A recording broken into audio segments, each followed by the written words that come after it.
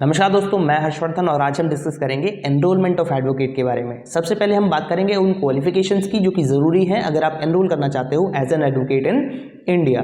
तो सबसे पहले आपको इंडिया का सिटीजन होना ज़रूरी है, लेकिन ये जो क्वालिफिकेशन है ये एब्सोल्यूट नहीं है। ऐसा नहीं है कि इसका कोई एक्सेप्शन नहीं है। अगर कोई दूसरे कंट्री का व्यक्ति भारत में एज एन एडवोकेट एनरोल करना चाहता है तो वो कर सकता है, लेकिन उसकी एक कंडीशन है। कंडीशन ये है कि जिस कंट्री से वो आता है वहाँ पर इंडियन लोगों को अगर परमिशन है एज एन एडवोकेट प्रैक्टिस करने की, जो कि ड्यूली क्वालिफाइड है वहाँ पे एडवोकेट बनने के लिए, तो वो जो इंसान है दूसरे कंट्री का वो भी इंडिया में प्रैक्टिस कर सकता है। फॉर एग्जाम्पल, अगर लंदन में इंडिया के लोग जो कि ड्यूली क्वालिफाइड हैं एडवोकेट के रूप में प्रैक्टिस करने के लिए, अगर उनको परमिशन है वहाँ पे प्रैक्टिस करने की, तो लंदन के लोग जब इंडिया आएंगे और अगर वो भी ड्यूली क्वालिफाइड हैं इंडिया में एज एन एडवोकेट प्रैक्टिस करने के लिए, तो उनको भी परमिशन दी जाएगी। ठीक है जी।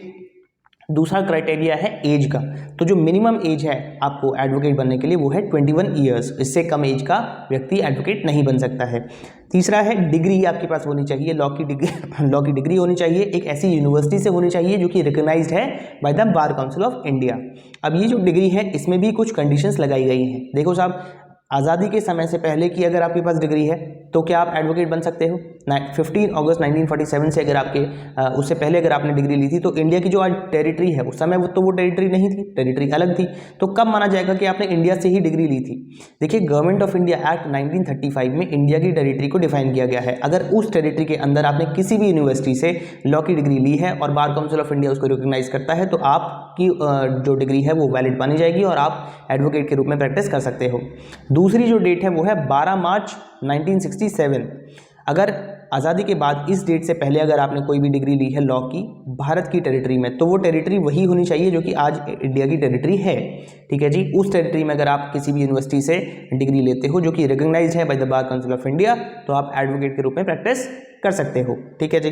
तीसरा प्रावधान है साहब आउटसाइड ऑफ इंडिया। अगर आपने भारत के बाहर से किसी और देश में जाकर के किसी यूनिवर्सिटी से डिग्री ली है तो क्या आप एडवोकेट बन सकते हो। जी बिल्कुल बन सकते हो, लेकिन कंडीशन ये है कि आपकी जो डिग्री है वो रिकॉग्नाइज होनी चाहिए बार काउंसिल ऑफ इंडिया से। अगर भारत में आने के बाद BCI जो है आपकी डिग्री को रिकॉग्नाइज नहीं करता है तो आप एडवोकेट के रूप में प्रैक्टिस नहीं कर सकते हो, इंडिया के अंदर नहीं कर सकते हो। ठीक है जी।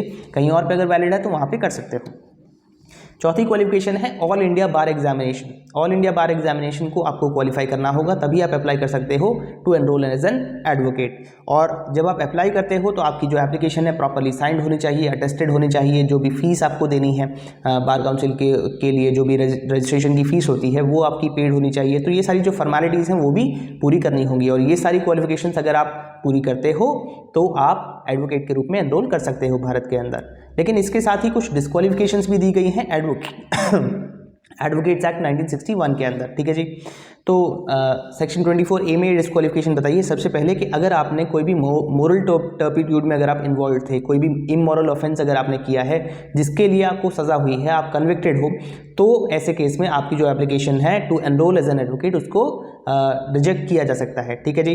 दूसरा है अगर आपने छुआछूत का अपराध किया है, अगर आप अनटचेबिलिटी में इन्वॉल्व रहे हो तो भी आपकी जो एप्लीकेशन है वो रिजेक्ट की जा सकती है। तीसरा है कि अगर आप पहले कोई सरकारी नौकरी में थे जिससे आपको डिसमिस किया गया था किसी अनैतिक काम की वजह से, कोई इमोरल ऑफेंस आपने उस समय किया था, कोई मोरल टर्पिट्यूड किया था, तो ऐसे केस में भी आपकी जो एप्लीकेशन है वो रिजेक्ट की जा सकती है। सेक्शन 24A में तो इतना ही कहा गया है, लेकिन इसके अलावा कुछ और प्रावधान भी होते हैं। जैसे कि अगर आपने अप्लाई किया है और उसमें मिसरिप्रेजेंटेशन किया है, आपकी एप्लीकेशन में आपने सही इन्फॉर्मेशन, सही पर्सनल डिटेल्स नहीं दी हैं, तो ऐसे केस में भी आपने मान लो आपने नाम गलत बताया है या एज गलत बताई है, क्वालिफिकेशन गलत बताई है, तो ऐसे केस में आपकी जो एप्लीकेशन है वो रिजेक्ट कर दी जाएगी। और इसके अलावा अगर आपके ऊपर कोई क्रिमिनल चार्जेस हैं तो भी आपकी एप्लीकेशन को रिजेक्ट किया जा सकता है। ठीक है जी। लेकिन यहाँ पे ध्यान रखने वाली बात यह है कि ये जो डिस्क्वालिफिकेशन है ये केवल 2 साल तक वैलिड होती है। यानी कि आज अगर आपको डिस्क्वालीफाई किया गया है तो अगले 2 साल तक आप जो है एडवोकेट नहीं बन सकते, उसके बाद आप फिर से अप्लाई कर सकते हो। अगर आपको किसी भी क्राइम में सज़ा हुई है तो ऐसा नहीं है कि सज़ा के सेंटेंस में ही ये 2 साल इंक्लूडेड होंगे। अगर आपको 3 साल की सज़ा हुई है तो 3 साल के बाद जब आपको रिलीज़ किया जाएगा उसके बाद आपको 2 साल और वेट करना होगा एडवोकेट के रूप में एज एन एडवोकेट एनरोल करने के लिए। ठीक है जी। आप अप्लाई ही नहीं कर सकते हो अगले 2 साल तक, जब आप रिलीज़ होकर आते हो उस दिन से। ठीक है जी। इसी के साथ हमारी जो क्वालिफिकेशंस और डिस्क्वालिफिकेशंस हैं to enrol as an advocate in India वो समाप्त होती हैं। बहुत बहुत धन्यवाद।